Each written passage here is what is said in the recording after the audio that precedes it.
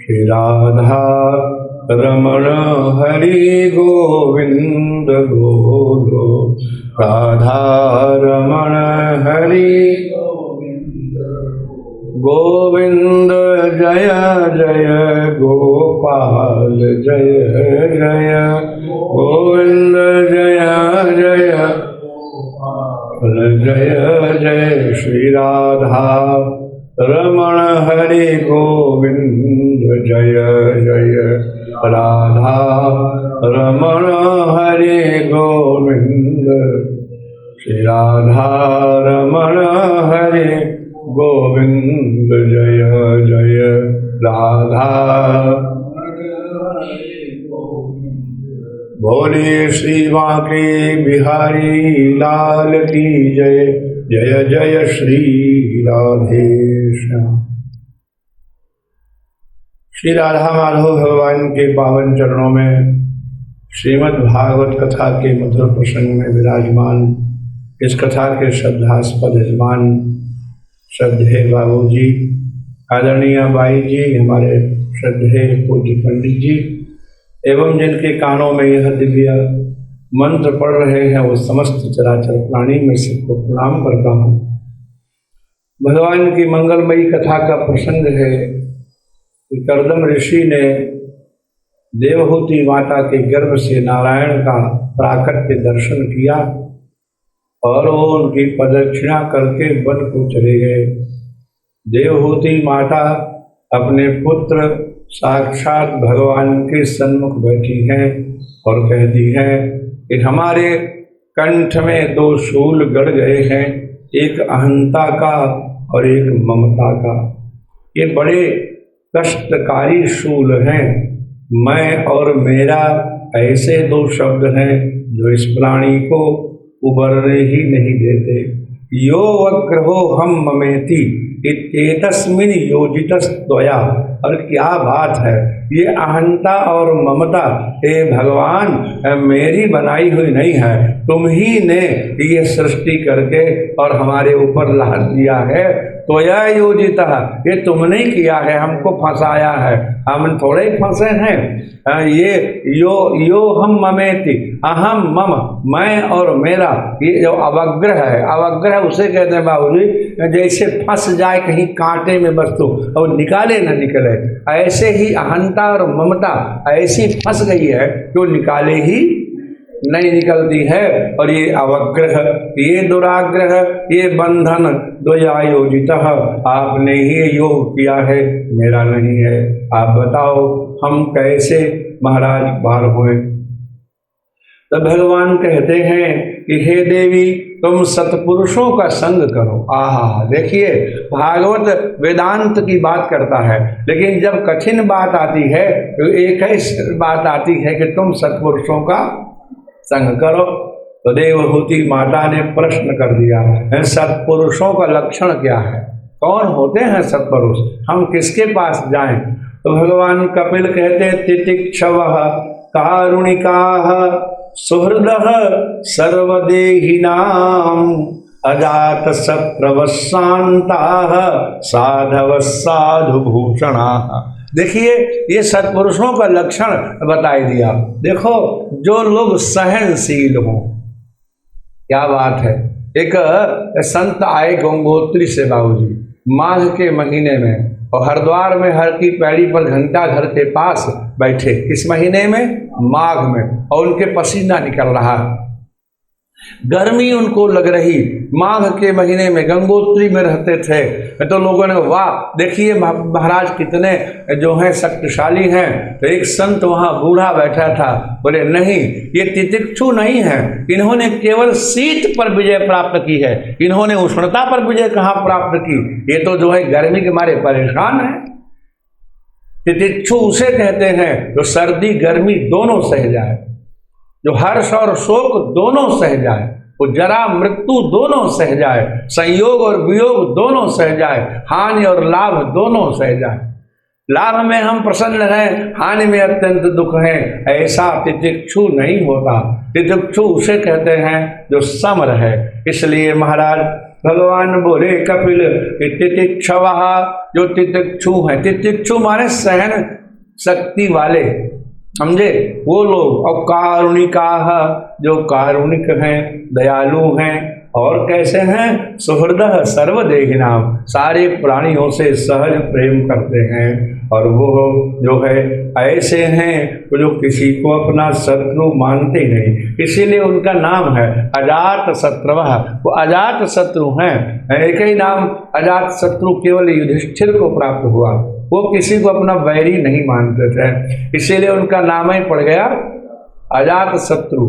तो जो अजात शत्रु हैं और जो शांत रहते हैं, कभी उद्विग्न नहीं होते हैं, ऐसे साधु भूषणा साधवा वो साधु होते हैं। इसलिए हमारी बात मानो माता जी, सताम प्रसंगार मम वीर्य संविदः। जब आप संतों का संग करेंगी तो हमारे पराक्रमों के चरित्रों की सभाएं जरूर होंगी, उनकी चर्चाएं जरूर सुनने को मिलेंगी। और जब वो होंगी तो भवंत हृत कर्ण रसायना कथा, तो हृदय को रसायन देने वाली कथाएं आपको प्राप्त होंगी। अब बड़ा सुंदर शब्द है बाबूजी, रसायन। 3 शब्द हैं, एक होती है भस्म औषधि, एक होती है पूत औषधि, और एक होती है रस औषधि। विचार कीजिए इन पे। जो भस्म औषधि है बहुत फायदेमंद है, लेकिन भस्म औषधि सब नहीं खा सकते। स्वर्ण भस्म हम खा सकते हैं क्या?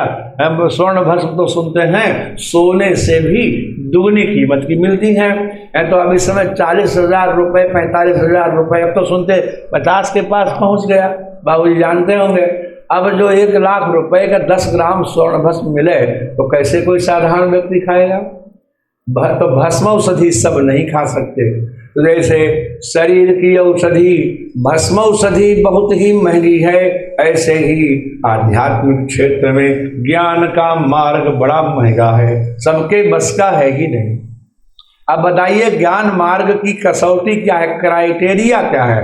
माने कौन आवे इस दरवाजे में ज्ञान मार्ग के कक्षा में? तो कहा है कि अधिकारी तो विधिवत अधीत वेद वेदांगतया इह जन्म जन्मांतरे वा काम्य निषिद्ध वर्जन पुरुषरम नित्य नैमित्तिक प्रायश्चित उपासना अनुष्ठानेन निर्गत निखट कलमस्तया नितांत निर्मल स्वांत प्रमाता अधिकारी। बताइए ये अधिकारी का लक्षण है। माने वह व्यक्ति ज्ञान के कक्षा में प्रवेश करेगा जो विधिवत अधीत वेद वेदांगतया, इसने वेद भी पूरे पढ़े हों और वेदांग भी पूरे पढ़े हों। वेदांग तो आज कोई देखता ही नहीं है। कौन जानता है शिक्षा क्या होती है? कौन जानता है कल्प क्या होता है? कौन जानता है निरुक्त क्या होता है? कौन जानता है ज्योतिष क्या है, छंद क्या है? महाराज ये वेद के 6 अंग हैं, व्याकरण क्या है? अहंकार की बात नहीं करता हूं, क्योंकि अब है ही नहीं, खत्म हो रहा। तो वेद का मुख है व्याकरण, वेद के नेत्र हैं ज्योतिष, वेद के कान हैं निरुक्त, वेद के पैर हैं कल्प, बैर के हाथ हैं शिक्षा। बताइए कैसे कोई छंद है उसके गति, तो जो न वेद जानता है कोई न वेदांग जानता है। 14 विद्या के केवल नाम सुने हैं लोग कि 14 विद्या होती हैं, 14 विद्या के नामों नहीं बता पाएंगे।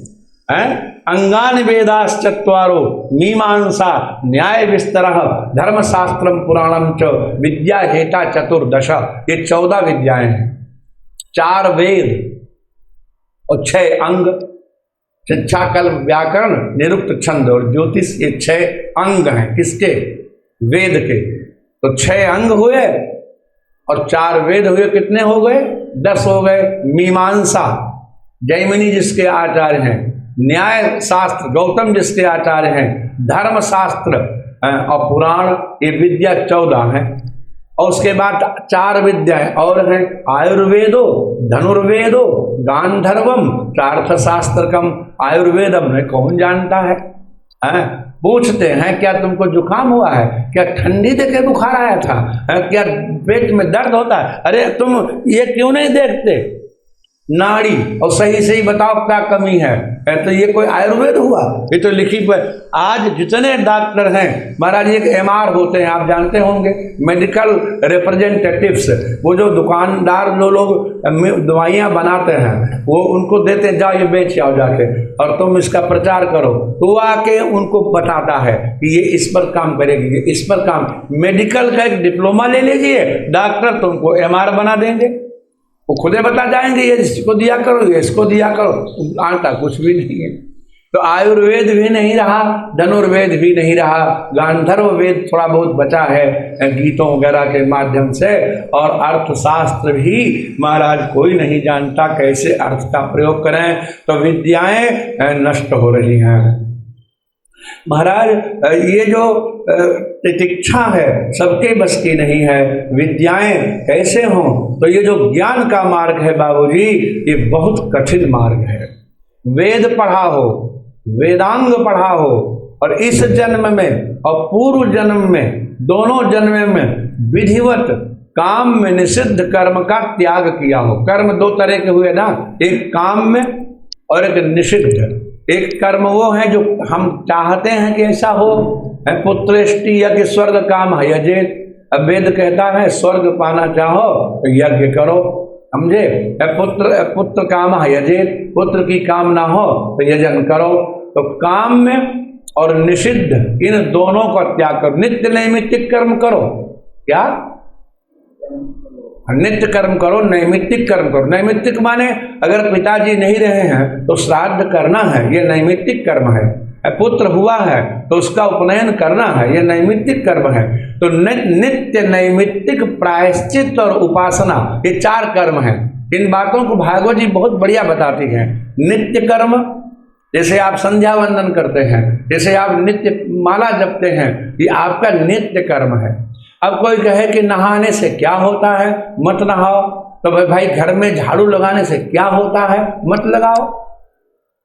नित्य कर्म उसे कहते हैं कि अकरणे प्रत्यवाय साधनानि, जो न करने पर नुकसान करते हैं, करने पर कोई फायदा दिखाई पड़े या ना दिखाई पड़े। हम नित्य अपने घर को साफ करें तो घर कोई मजबूत हो जाए, दीवारें मोटी हो जाए, ये चिकनी हो जाए, ये कोई गारंटी नहीं है। लेकिन यदि आप नहीं सफाई करेंगे तो दीवारें ढलने लग जाएंगी, मकान पुराना हो जाएगा, जिस मकान में कोई नहीं रहता वो बहुत जल्दी बूढ़ा हो जाता। तो अकरणे प्रत्यवाय साधनानि, न करने से जो नुकसान करते हैं, ऐसे कर्मों को नित्य कर्म कहते हैं। उसमें आपका सूर्य तर्पण है, पितृ तर्पण है, संध्या वंदन है, स्नान है, ये सब क्या है? नित्य कर्म है। और एक कर्म होता है नैमित्तिक कर्म। नैमित्तिक माने किसी कारण से करना पड़ा है। अब पोता हुआ था तो नामकरण संस्कार कराना ही पड़ा, हाँ, ये नैमित्तिक कर्म है। एक कर्म होता है प्रायश्चित कर्म। गलती से हमसे कोई अपराध हो गया तो उस अपराध को परिमार्जन करने के लिए हमने कोई व्रत किया, कोई अनुष्ठान किया, कोई यज्ञ किया। आपने सुना होगा 2 तरह के ब्राह्मण मुख्य हैं, एक कान्यकुब्ज, एक सरयू पारीण। सरयू पारीण शब्द सुने हो? एक कभी विचार किया सरयू पारीण क्यों बने? तो सुनो, राम जी जब आए अयोध्या से तो रावण का वध करके आए थे, तो ब्रह्म हत्या उन पर लगी। तो उन्होंने कहा वशिष्ठ जी से कैसे हमारी छूटे? तो उन्होंने कहा तुम यज्ञ करो, बढ़िया अश्वमेध।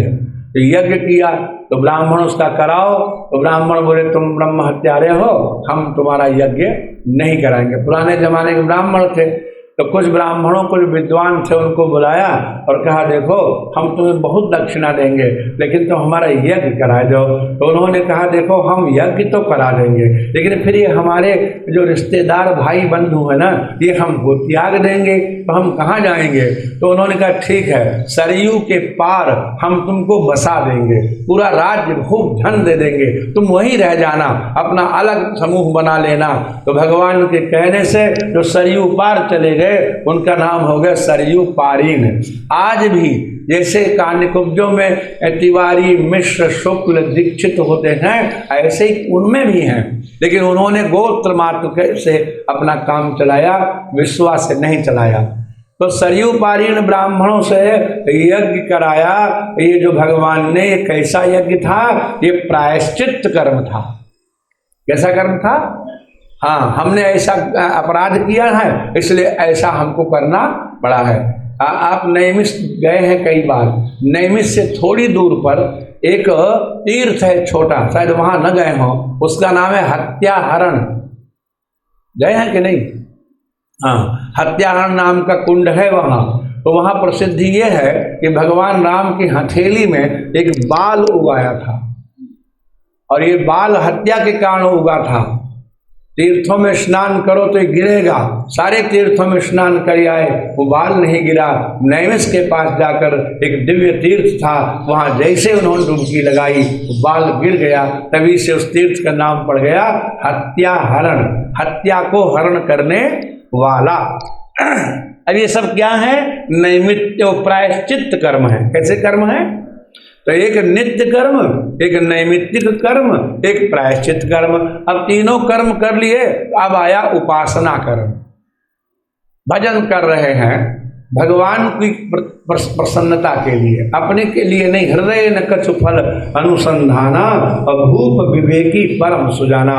तो ज्ञान का अधिकारी कौन है? जो नित्य, नैमित्तिक, प्रायश्चित, उपासना का अनुष्ठान करके निर्गत सकल कर्मशतया, उसके हृदय के सारे कल्मश जिसके निकल गए हैं, और जो नितांत निर्मल अंतःकरण वाला है, वह छात्र ज्ञान के क्लास का प्रवेश पाने का अधिकारी है। तो बताइए, स्वर्ण भस्म की तरह कठिन है कि नहीं? है जो वो सबरी कह दी, अधम ते अधम अधमवती नारी, और तीन में मति मंद गंवारी। फिर केवट कैसे भजन करेगा? फिर गणिका कैसे भजन करेगी? फिर अजामिल कैसे भजन करेगा? फिर व्याध और गीध कैसे भजन करेंगे? इसलिए ज्ञान का मार्ग सबके लिए सुलभ नहीं है। जैसे स्वर्ण भस्म आदि औषधियां सबके लिए सुलभ नहीं है। अब दूसरी औषधि है, एक औषधि है शरीर की, एक औषधि है अंतःकरण की, और दूसरी औषधि है कूट औषधि। कौन सी औषधि?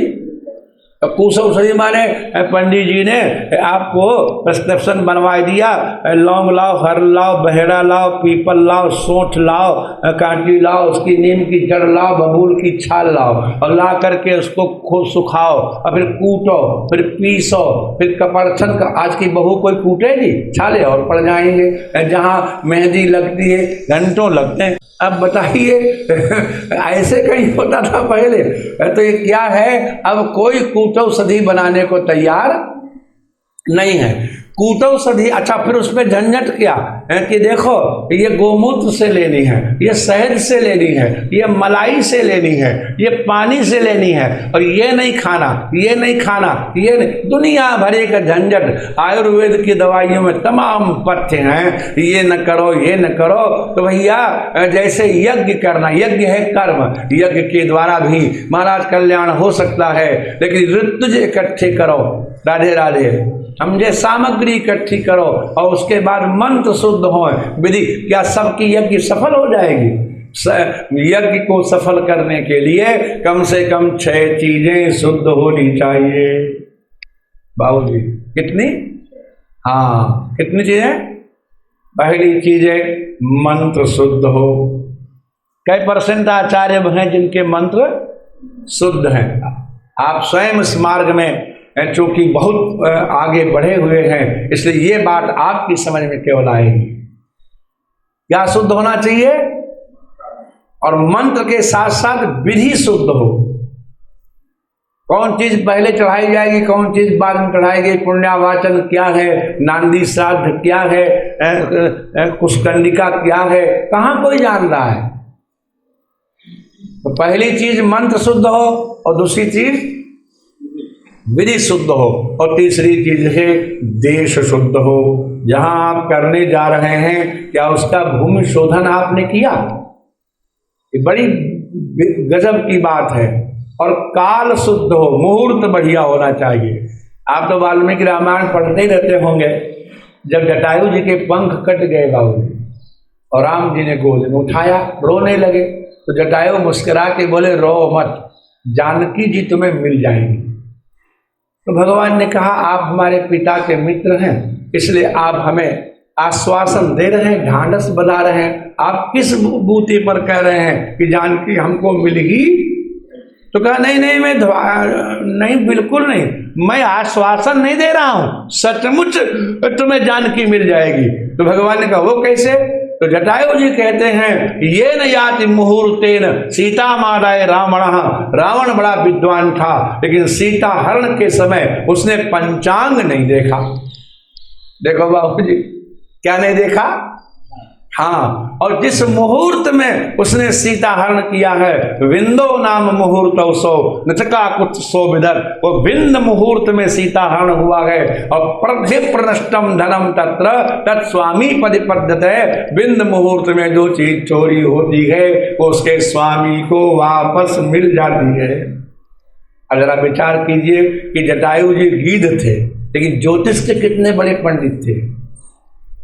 मरते मरते भगवान को मुहूर्त बता रहे हैं कि रावण एक गलती कर गए हैं, क्या कि उन्होंने जानकी हरण का मुहूर्त नहीं देखा।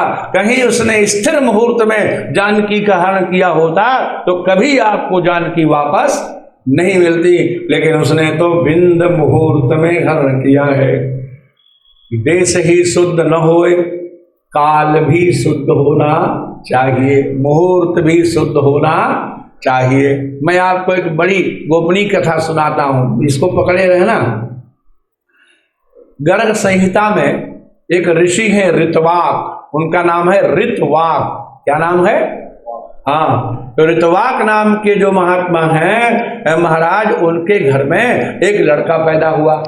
अब उनकी पत्नी बड़ी सदाचारणी बुद्धिमती और वो स्वयं बड़े तपस्वी, लेकिन लड़का महामूर्ख पैदा हुआ, बिल्कुल निरक्षर भट्टाचार्य, काला अक्षर भैंस बराबर। और मूर्ख पुत्र पिता को बड़ा दुख देता है। हाँ, जिंदई 6 चीजें जलाती हैं बाबूजी। कितनी चीजें?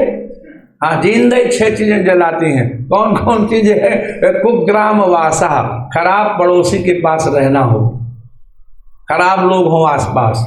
और कुलहीन सेवा, अपने से नीच की सेवा करनी पड़े, हाँ जोरी करनी पड़े। कुभोजनम, भोजन सामने आया देख के जी जल गया। और क्रोध मुखी च भार्या, और बहुत क्रोधी पत्नी मिल जाए, राधे राधे।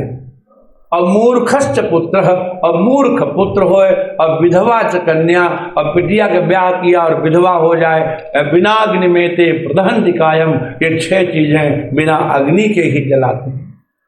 समझे? खराब जगह वास हो, कुलहीन की सेवा हो, भोजन खराब हो, पत्नी क्रोधी हो, पुत्र मूर्ख हो और बेटी वैधव्य को प्राप्त हो जाए, ये बिना अग्नि के ही शरीर जलाते हैं।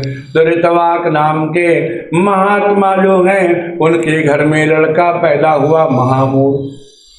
वो बड़े दुखी हुए, जाकर गर्ग महात्मा से बोले महाराज बताओ हमने कौन सा ऐसा पाप किया है जो हमारे घर में ऐसा निरक्षर महामूर्ख लड़का पैदा हुआ। तो उन्होंने कहा तुमने कोई गलती नहीं की, तुम्हारी पत्नी परम सदाचारणी है। ये गलती किसकी है? भाई ये गलती है उस काल की रेवती नक्षत्र के अंतिम चरण में तुम्हारा बेटा पैदा हुआ है। ऐसे समय तो बृहस्पति भी पैदा हो तो गधई हो जाएगा। बताइए, ये काल का दोष है। किसका? ये है काल की महिमा, मुहूर्त की महिमा। इसलिए भागवत के ग्रंथ में स्पष्ट लिखा है कि श्रीमद् भागवत का अनुष्ठान जब करे सप्ताहानुष्ठान तो मुहूर्तम प्रच्छयत्नतः, तो मुहूर्त बड़े प्रयत्न से पूछना चाहिए। केवल भागवत ही नहीं, कोई भी अनुष्ठान करें, घर निर्माण करें, घर खेती खरीदें, गाड़ी खरीदें, नया मिल बनावें, बिटिया का ब्याह करें, कोई सत्कर्म करें तो मुहूर्त अवश्य देखना चाहिए। तो पहली चीज मंत्र शुद्ध हो, दूसरी चीज विधि शुद्ध हो, तीसरी चीज स्थान शुद्ध हो, चौथी चीज मुहूर्त शुद्ध हो, और 5वीं चीज वो वस्तुएं शुद्ध हो जिनका तुम उपयोग करने वाले हो उस कर्म में। और 6ठी वस्तु है वो कर्ता भी शुद्ध होना चाहिए, यजमान भी शुद्ध होना जब 6 चीजें शुद्ध होंगी तब जा करके कर्म सिद्ध होगा, तब उससे भगवत प्राप्ति होगी। जैसे कूटौषधि बना के खाना बड़ा कठिन है, वैसे ही कर्म कांड बड़ा कठिन है, उसके द्वारा भगवत प्राप्ति करना सबके बस की बात नहीं है। तो कूटौषधि कैसी हुई? कर्म के मार्ग के समान। और भस्म औषधि कैसी हुई? ज्ञान मार्ग के समान।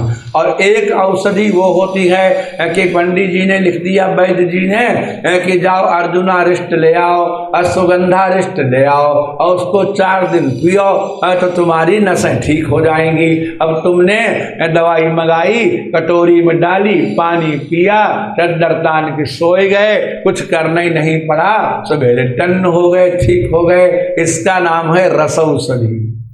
क्या नाम है? और वो मार्ग है भगवत भजन का। तो कपिल अब 3 मार्ग हो गए, ज्ञान मार्ग, कर्म मार्ग और उपासना मार्ग।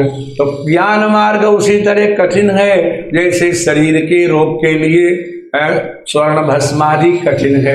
कर्म मार्ग उसी तरह कठिन है जैसे कूटौषधि बनाना बड़ा कठिन है। तो राधे राधे। तो कूटौषधि कर्म मार्ग के समान है और महाराज भस्मौषधि ज्ञान मार्ग के समान है और रसौषधि उपासना मार्ग के समान है।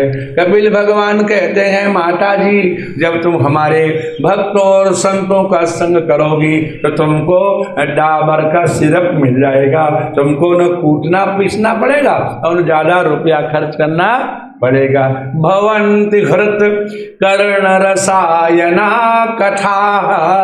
भगवान की कथाएं तो रसौषधि हैं। ऐसी औषधि हैं? हाँ, बस डालो वो पियो।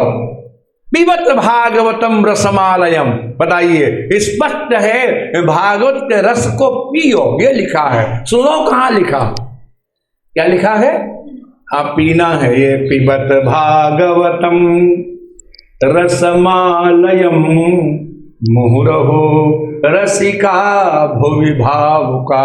हे रसिको, हे भावुको, यो तज्जोषणा दास्वपवर्ग वर्त्मनि श्रद्धा रतिर्भक्तिरनुक्रमिष्यति।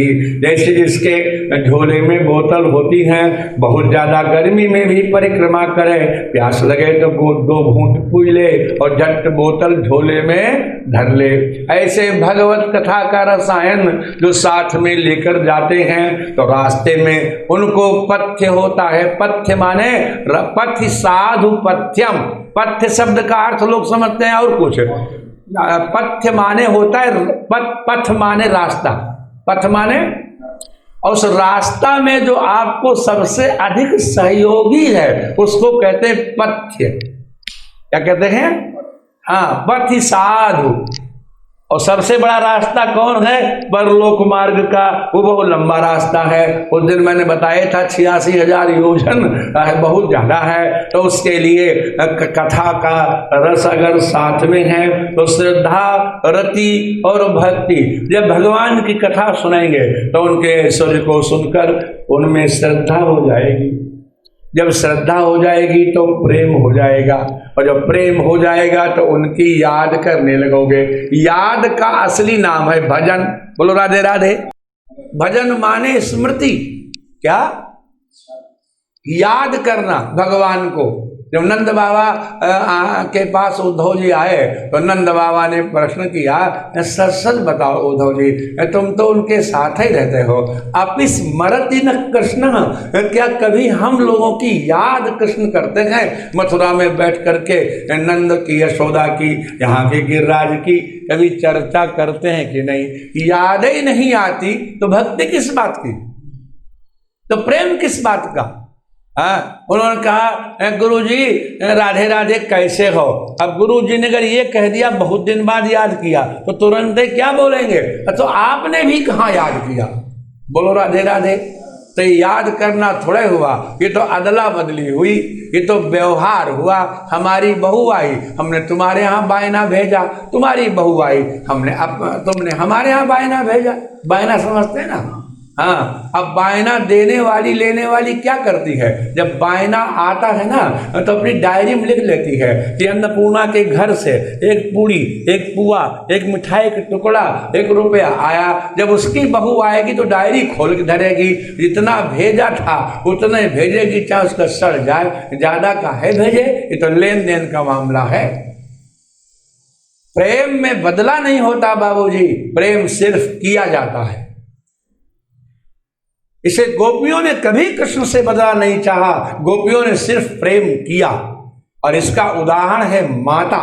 पुत्र प्रेम करे या न करे, लेकिन माता बिना बदले की कामना से पुत्र की याद करती है, पुत्र से प्रेम करती है।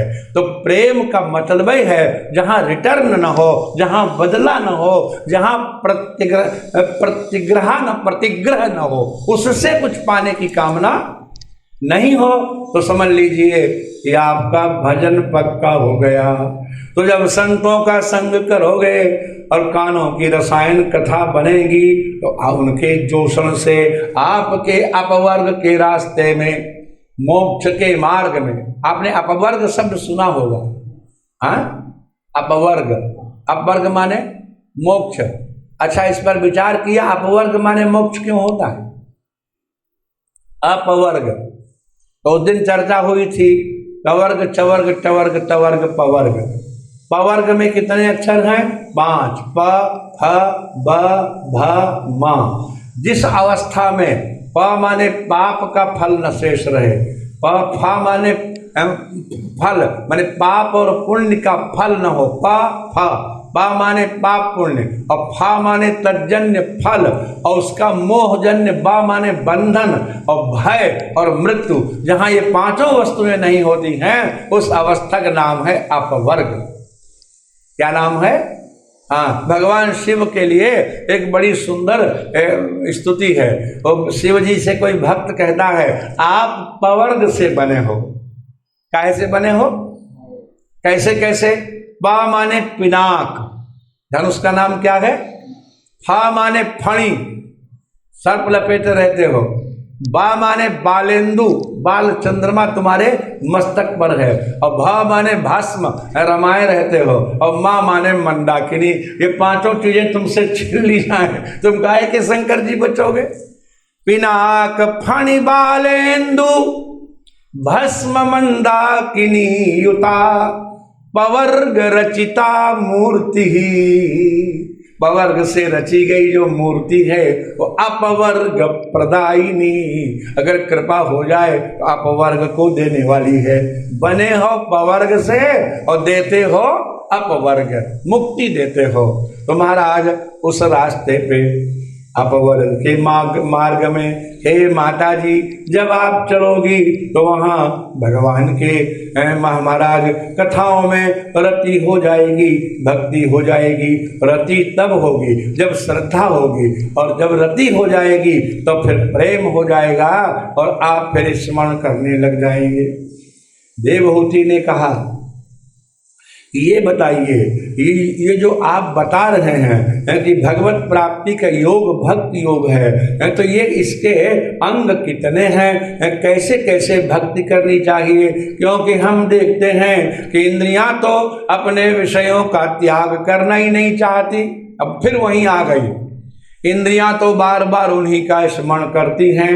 तो भगवान कपिल कहते हैं, देखो माता, अगर रूप न होता तो कोई नेत्र को पहचानता ही नहीं, अगर गंध न होती तो नासिका नाम की तत्व संसार में कैसे पहचाना जाता।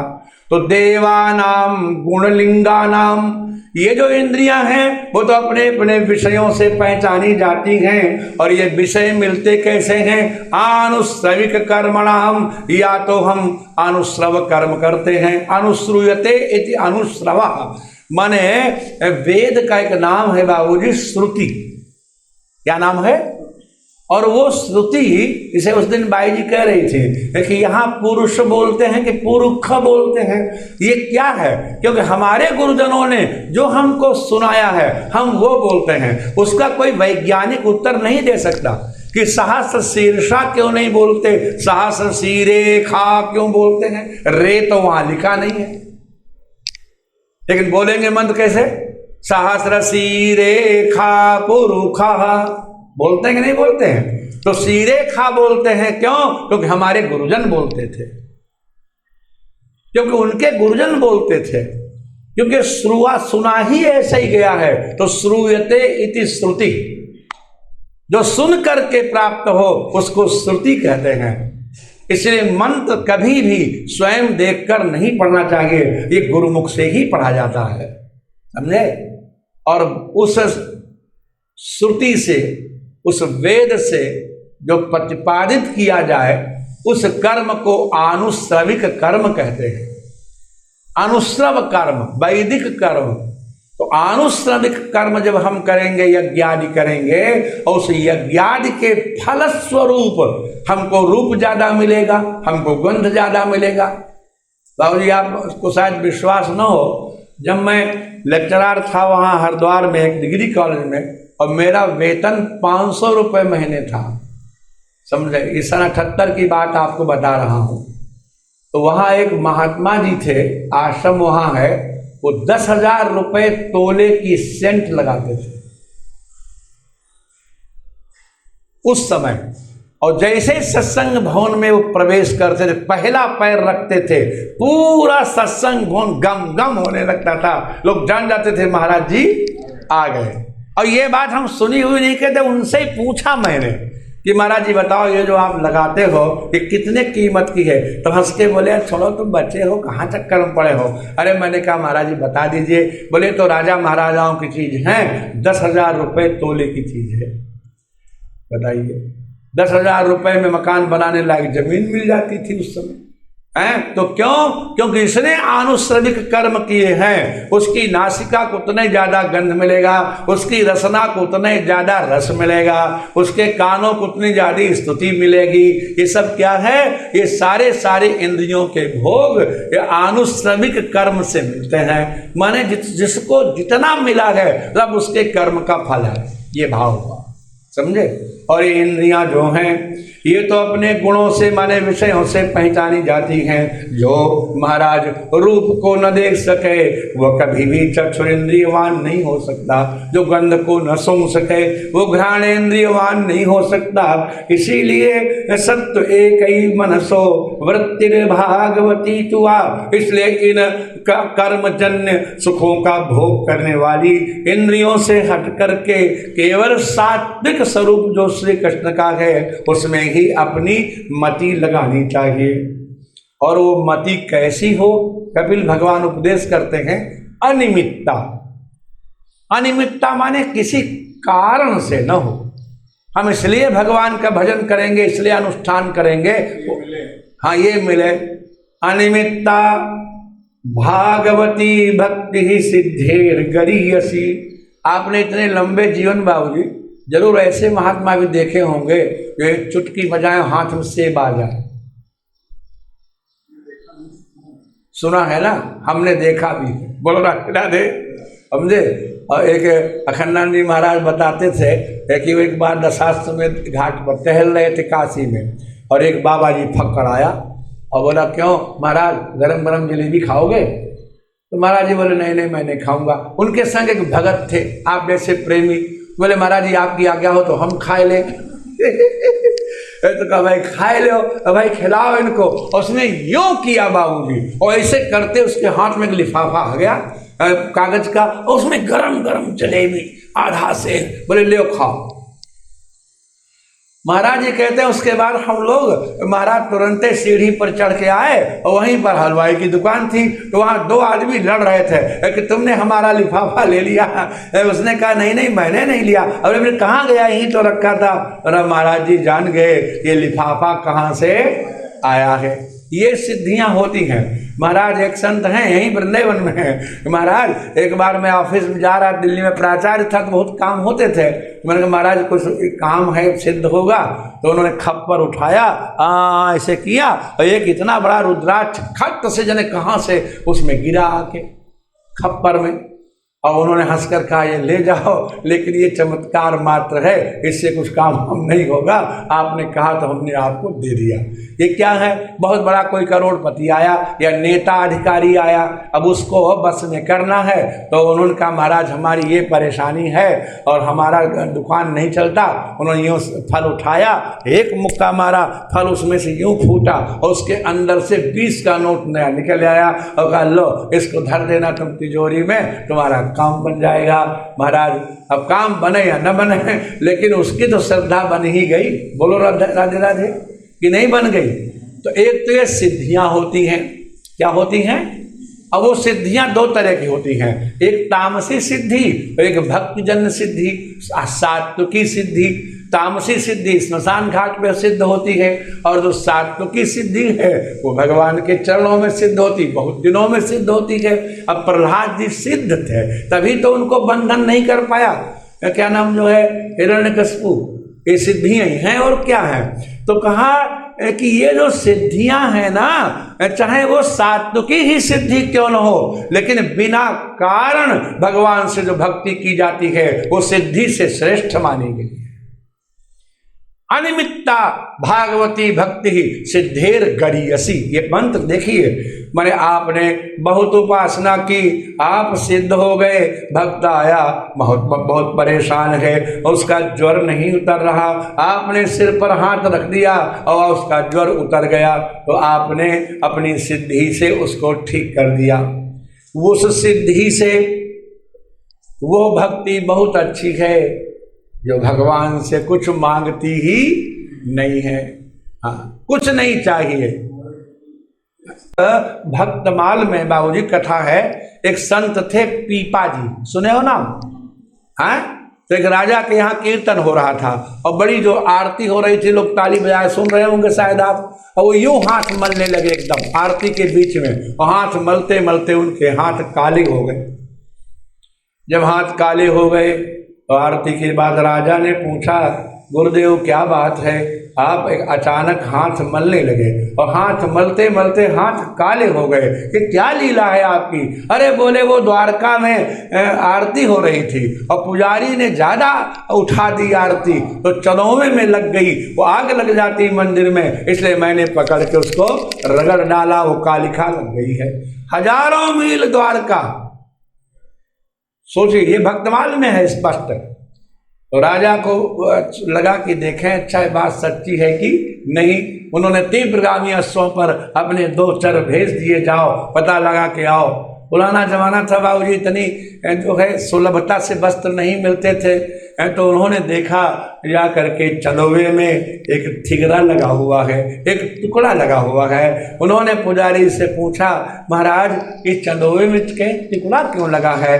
अरे बोले क्या बताएं, उस दिन तो अगर पीपा जी न होते यहाँ तो निश्चित रूप से आग लग गई होती, वो तो पीपा जी ने हमारी रक्षा कर ली। बताइए, अब ये इसका नाम है बाबूजी सात्विकी सिद्धि। क्या नाम है ये? हाँ, ये किसी को चमत्कार दिखाने के लिए नहीं है, किसी को विजय दिलाने के लिए नहीं है, वो केवल जगत कल्याण के लिए भजन करते हैं। तो अनिमित्ता, भगवान कपिल कहते हैं कि हे माता, अगर कोई भजन भी करे तो अनिमित्त बिना कारण के करे, वो भक्ति जो है सिद्धि से भी श्रेष्ठ होती है। हाँ, क्योंकि ये क्या करती है, जरयत्यासुया कोशम निगीर्ण मनलो यथा, जैसे भोजन आपने किया तो आपकी जाठराग्नि उसको भस्म कर देती है, जला देती है, ऐसे ही वो अनिमित्त जो भगवान की भक्ति है आपके कर्म के कोशों को जला डालती है। कुछ भोगने को शेष ही नहीं रह जाता, न पाप न पुण्य, तो जब कुछ बचे ही नहीं तो जन्म कहाँ से होगा? तो सीधे भगवत प्राप्ति ही होती है। जरयत्याशु या कोशम निगीर्ण मनलो यथा, जैसे अनल, अनल माने अग्नि, कौन सी अग्नि? जाठराग्नि। जैसे जठर में पेट में जलने वाली आग तुम्हारे भोजन को भस्म कर देती है। जला देती है। ऐसे भगवत भक्ति आपके कर्म कोशों को जला देती है, इसलिए भगवत भक्ति ही करनी चाहिए। ये जो परमात्मा है ये प्रकृति को प्रेरित करके संसार की रचना करता है। 25 तत्व हैं, वो उस दिन भी निवेदन किया था। ये कपिल का शास्त्र है। पुरुष प्रकृति की ओर देखता है, दो है ये, प्रकृति से महत्तत्व, महत्तत्व से अहंकार, अहंकार से मन और 10 इंद्रियां प्रकट हो जाती हैं। और जो राजस अहंकार है उससे तो ये प्रेरणा पाती हैं, और तामस अहंकार से शब्द स्पर्श रूप रस गंध पंच तन्मात्राएं प्रकट होती हैं, और उनसे महाराज पृथ्वी जल तेज वायु और आकाश प्रकट होते हैं। इस तरह से ये 25 तत्व हैं। पंचविंशति तत्वज्ञ, जो 25 तत्वों को जान लेता है, यत्र तत्राश्रमे रतः, चाहे किस भी आश्रम में निवास करता हो, हे माता, उसको तो जटी मुंडी सिखी वापी, चाहे वो जटाधारी हो, चाहे मुंडन किए हुए सन्यासी हो, या कोई ब्रह्मचारी या गृहस्थ हो, मुच्यते नात्र संशयः, वो मुक्त ही हो जाता है, इसमें कोई संदेह की बात नहीं है। लेकिन इतना जरूर करना चाहिए कि इसके साथ साथ समस्त प्राणियों से प्रेम करना चाहिए, क्योंकि दुसतः परकाये माम मानिनो भिन्न दर्शना, ये बड़ा दिव्य बात कही कपिल भगवान ने। परकाये, दूसरे के शरीर से द्वेष करता है तो उससे नहीं करता, उसके अंदर बैठे हुए मुझसे ही वो दोष करता है। परकाये माम दुसता, देखिए क्या महाराज रचना है। दूसरे के शरीर में बैठे हुए मुझसे द्वेष जो करता है, दुसता परकाये माम मानिनो भिन्न दर्शिना, इसका मतलब उस अहंकारी की दृष्टि भेद युक्त हो गई है, और जब तक भेद होगा तब तक उद्वेग जाएगा ही नहीं। उद्वेग काहे से जाएगा?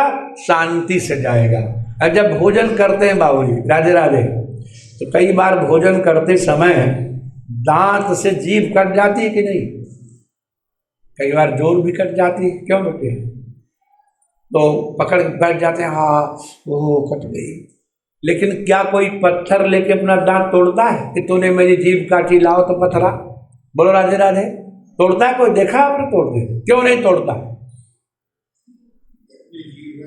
ये है उत्तर कि जीभ भी मैं ही हूं और दांत भी मैं ही हूं। वहां दो दिखाई ही नहीं देते तो क्रोध आवे कहां से? ये क्रोध तभी तक होगा जब तक दो दिखेंगे।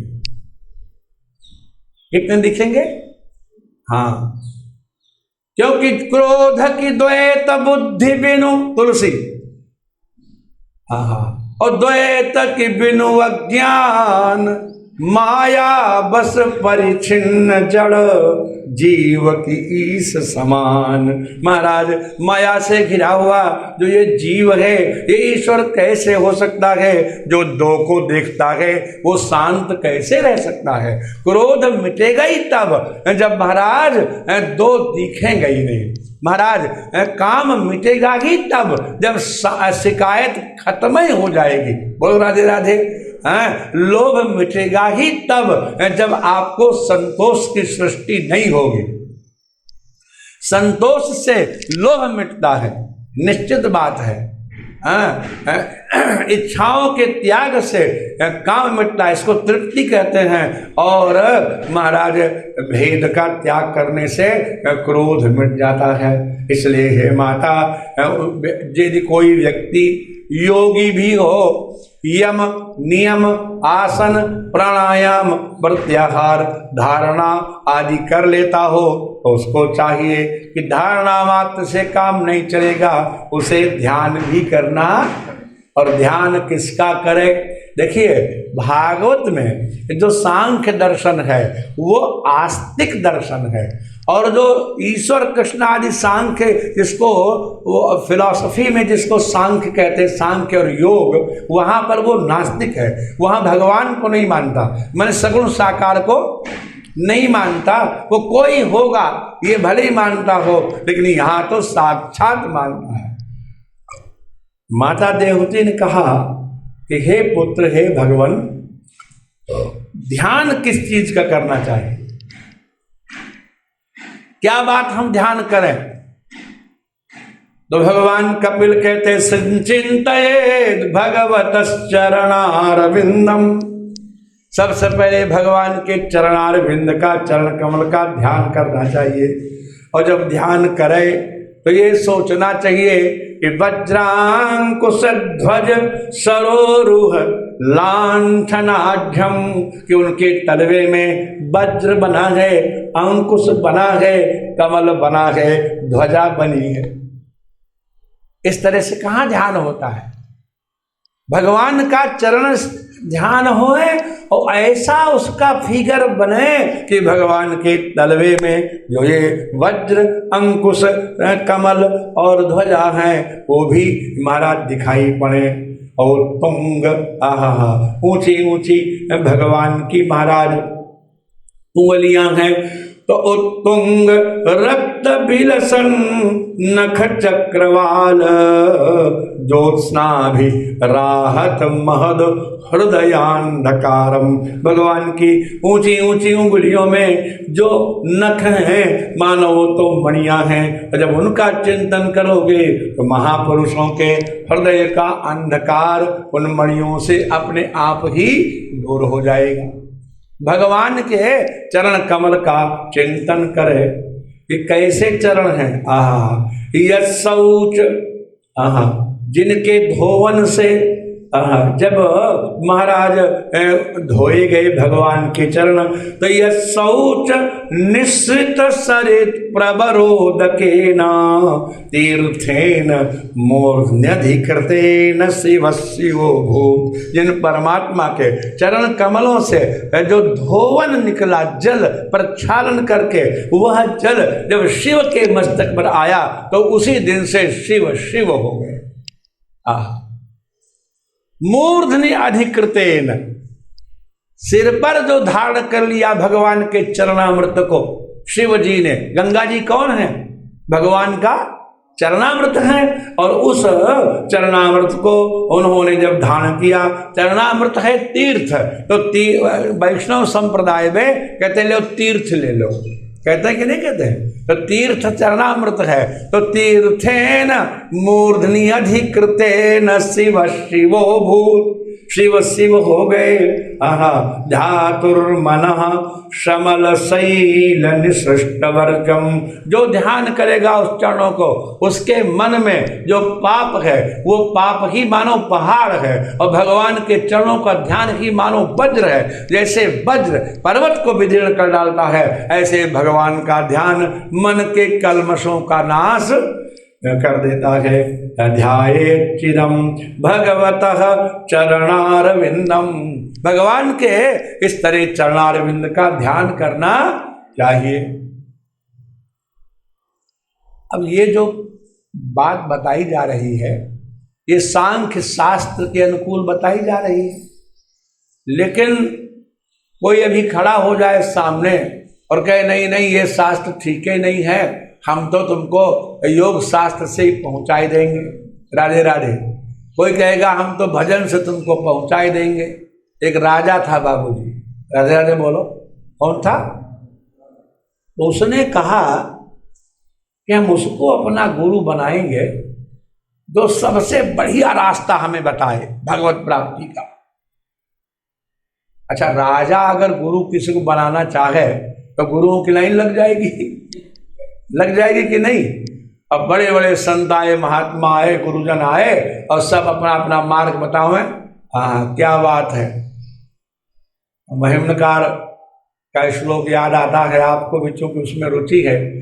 त्रयी सांख्यम योग पशुपति मतम वैष्णवमिति प्रभिन्ने प्रस्थाने परमिदमदः पथ्यमिचित रुचीनां वैचित्र्या द्विजुकुटिल नाना पथदुषां नृणामे को गम्यस्त्वमसि वयसा मरण वैवा।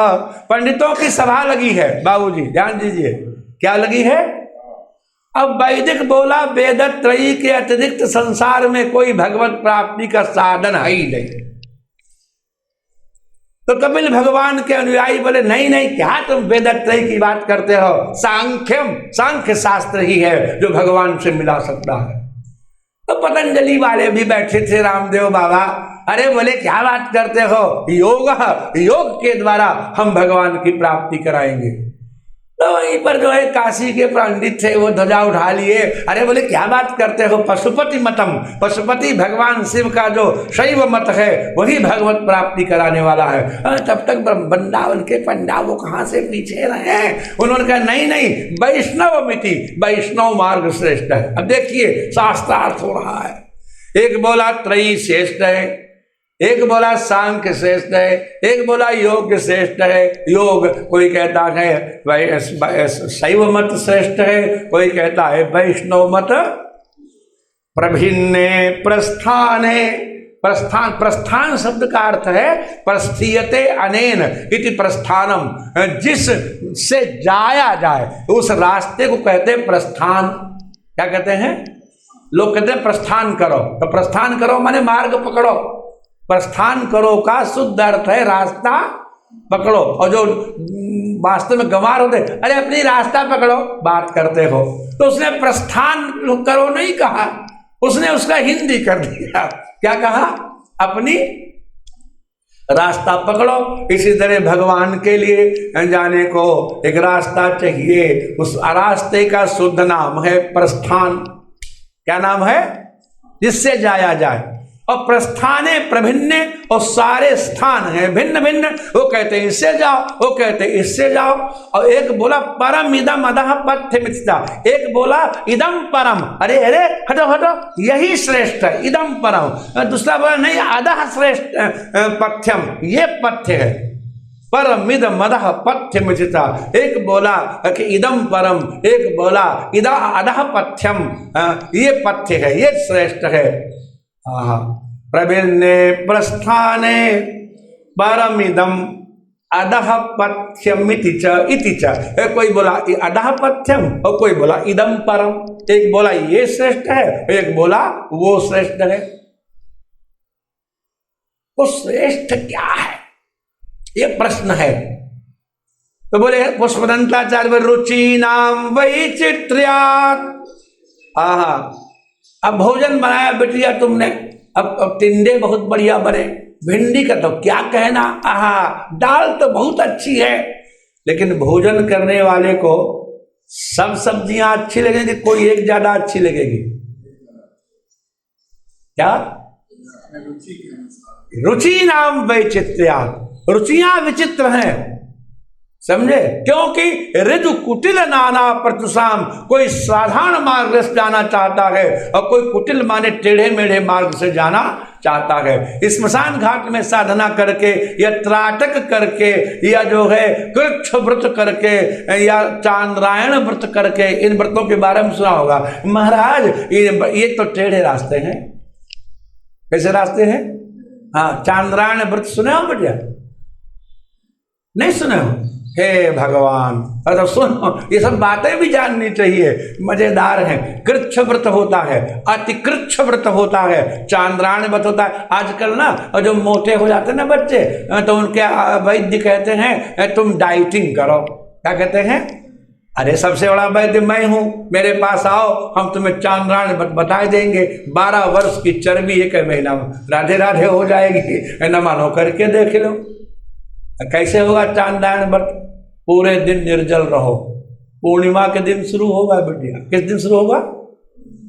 तो जिस दिन पूर्णिमा होती है उस दिन गिनती लिखी होती है 15, अमावस्या के दिन लिखी होती है 30। ना ध्यान हो फिर देख लेना। तो पूर्णिमा के दिन बाबूजी पूरे दिन निर्जल रहो और सायंकाल पूजन करके सूर्यास्त के बाद 15 ग्रास आपको खाने हैं। मैंने 15 बार गले से नीचे निगलना है। ग्लास उसे कहते इतना निगला जाए, चाहे तुम 15 घूंट पानी पी लो, चाहे दूध पी लो, चाहे 4 ग्रास रोटी दाल खा लो, 3 ग्रास पानी पी लो, जो करना है उसी में डिवाइड कर लो। कितने में? 15 ग्रास। पूरे दिन कैसे रहे थे? निर्जल। और शाम को कितना खाया? और दूसरे दिन कौन तिथि आएगी? प्रतिपदा। तो प्रतिपदा को खाओ 14 ग्रास, द्वितीया खाओ 13 ग्रास, और इसी तरह से 12, 11, 10, 9, 8, 7, 6, 5, 4, 3, 2, 1 अमावस्या को 0, कुछ नहीं खाओ। और फिर प्रतिपदा को 1 ग्रास, द्वितीया को 2 ग्रास, तृतीया को 3 ग्रास, बढ़ाते बढ़ाते पूर्णिमा को ले जाओ 15 ग्रास। इस तरह 1 महीने के व्रत का नाम है चांद्रायण व्रत। अब बोलो ये व्रत कोई करे तो सब डाइटिंग हो जाएगी कि नहीं है? लेकिन ये मार्ग कठिन मार्ग है, कुटिल मार्ग है। कैसा मार्ग है? हाँ, ये सरल मार्ग नहीं है, सब लोग इसको नहीं कर सकते। प्राण भी जा सकता है। और कुछ ऋजु मार्ग के गांव में, ऋजु माने सरल और कुटिल माने टेढ़ा, तो रुचियां विचित्र होने के कारण कोई ऋजु मार्ग से जाता है, कोई कुटिल मार्ग से जाता है। रुचि नाम वही चित्र्यात्, रुचियों के विचित्रता होने के कारण ऋजु कुटिल नाना पथ दुसाम। महाराज लेकिन अगर कोई मुझसे पूछे तो महाराज तुम चाहे पर्वत से बह के टेढ़े मेढ़े आओ और चाहे मैदान से बह के सीधे जाओ, सारा जल तो अंत में समुद्र में ही जाएगा। इसीलिए मैं तो केवल आपको ही देखता हूं, क्योंकि निर्णामे को गम्य, क्योंकि डेस्टिनेशन इज ओनली यू।